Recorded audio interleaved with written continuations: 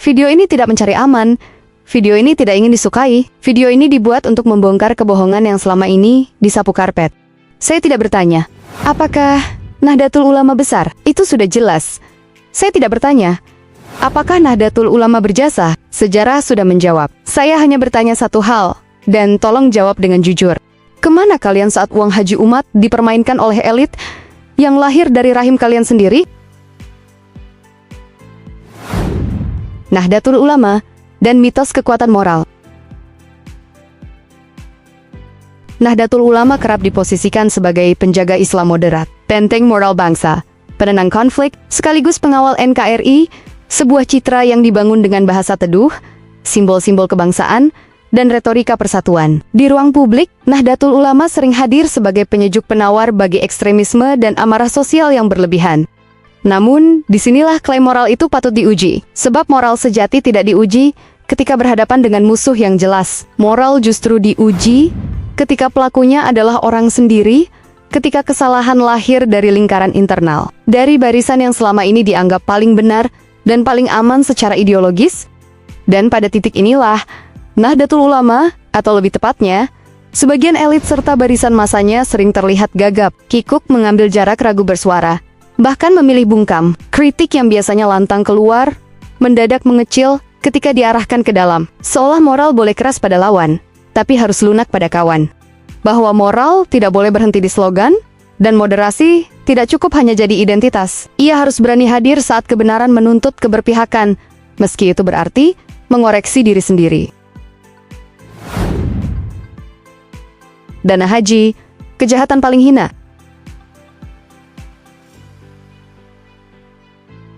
Korupsi dana haji bukan sekadar pelanggaran hukum. Ia adalah kejahatan spiritual tingkat tinggi. Ini bukan uang proyek yang dingin, bukan angka APBN yang abstrak, bukan pos anggaran yang bisa diperdebatkan di ruang rapat ber-AC. Ini uang air mata, uang nenek-nenek yang menjual sawah terakhirnya, karena percaya satu hal mati boleh, tapi ke Baitullah jangan gagal. Uang buruh migran yang bertahun-tahun hidup di negeri orang, menekan rindu, menahan hina, demi satu doa yang ingin dipanjatkan di depan Ka'bah. Uang jamaah yang wafat sambil menunggu antrean yang namanya tinggal di daftar, sementara tubuhnya sudah lebih dulu dikubur. Dan uang itu disunat, diputar, dijadikan bancakan oleh mereka yang tampil paling religius, paling sering bicara moral, paling lantang mengutip ayat dan nasionalisme. Jika kejahatan seperti ini tidak cukup untuk membuat kalian marah, tidak cukup untuk membuat kalian bersuara, tidak cukup untuk membuat kalian menarik garis tegas, maka pertanyaannya sederhana, tapi menempar. Apa sebenarnya yang kalian bela selama ini? Agama? Atau posisi? Umat? Atau barisan sendiri? Karena diam dalam kejahatan spiritual bukan sikap moderat. Itu adalah keberpihakan yang disamarkan. Yakut, Anshor, dan kebisuan yang terorganisir. Yakut Holil Komas, mantan Ketua Umum GP Ansor. Organisasi inti Nahdlatul Ulama bukan orang luar, bukan kebetulan. Sekali lagi, ini bukan vonis pribadi. Ini soal reaksi sosial. Pertanyaannya sederhana, tapi memalukan. Mengapa tidak ada satupun gelombang besar warga Nahdlatul Ulama yang menuntut hukuman berat secara terbuka? Tidak ada ledakan kemarahan kolektif. Tidak ada demo berjilid yang menggetarkan jalanan. Tidak ada spanduk bertuliskan "Adili tanpa pandang bulu" yang dikibarkan dengan dada tegak. Tidak ada tekanan moral masif yang biasanya begitu mudah dimobilisasi. Yang ada justru sunyi.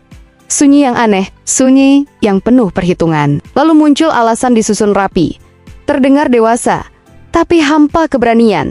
Jangan digeneralisasi, ini oknum, jangan rusak persatuan. Dan ketika alasan mulai rapuh, muncullah pengalihan isu. Topik lain diangkat, musuh lain ditunjuk, amarah publik diarahkan ke tempat yang lebih aman.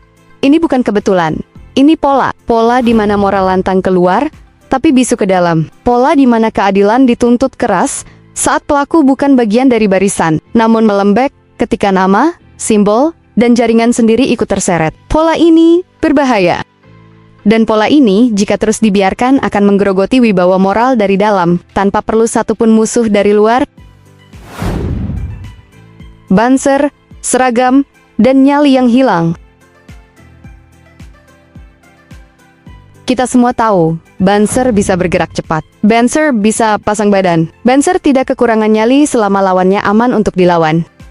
Tapi kali ini berbeda. Seragam tetap rapi. barisan tetap utuh. Namun nyali entah kemana.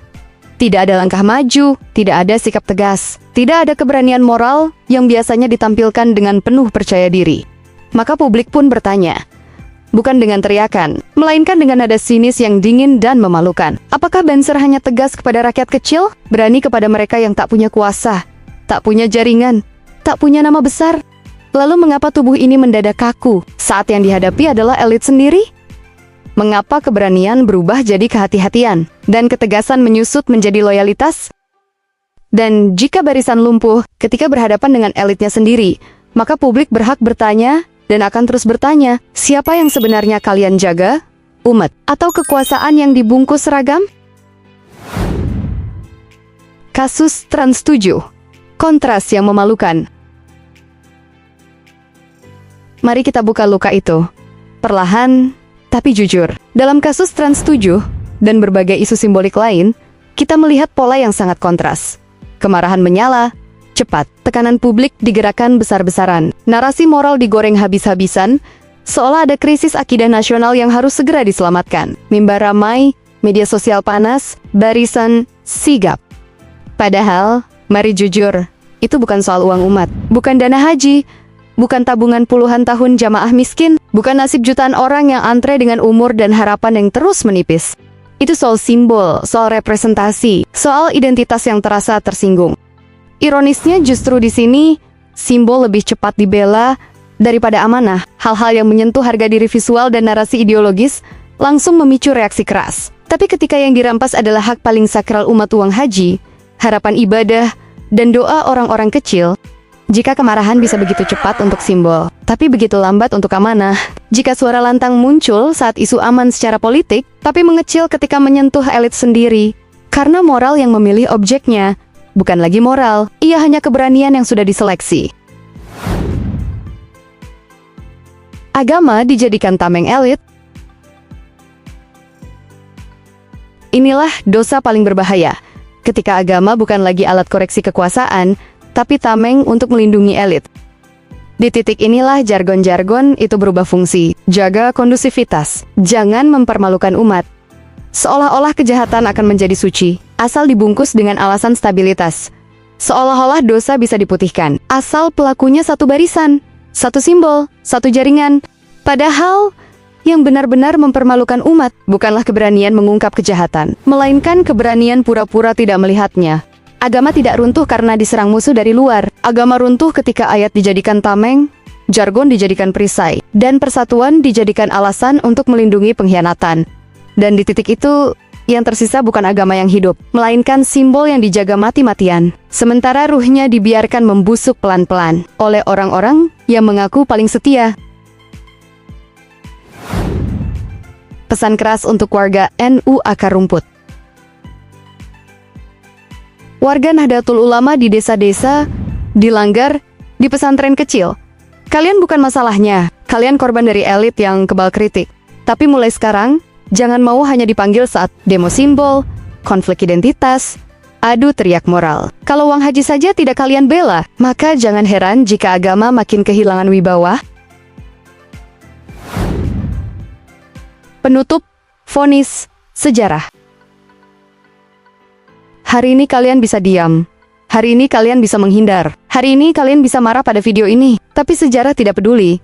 Sejarah hanya akan mencatat ketika uang haji dipersoalkan. Barisan moral memilih bungkam. Dan di titik itu, yang runtuh bukan Nahdlatul Ulama, bukan Banser, bukan Ansor. Yang runtuh adalah kepercayaan umat. Kalau kalian setuju, tulis alasannya dengan kepala dingin. Kalau kalian tidak setuju, bantah dengan argumen, bukan makian. Menurut kalian, apakah ini kritik yang perlu disuarakan? Atau justru cermin yang terlalu jujur? Coba tulis pendapat kalian di kolom komentar. Diskusi dibuka, nurani dipertaruhkan.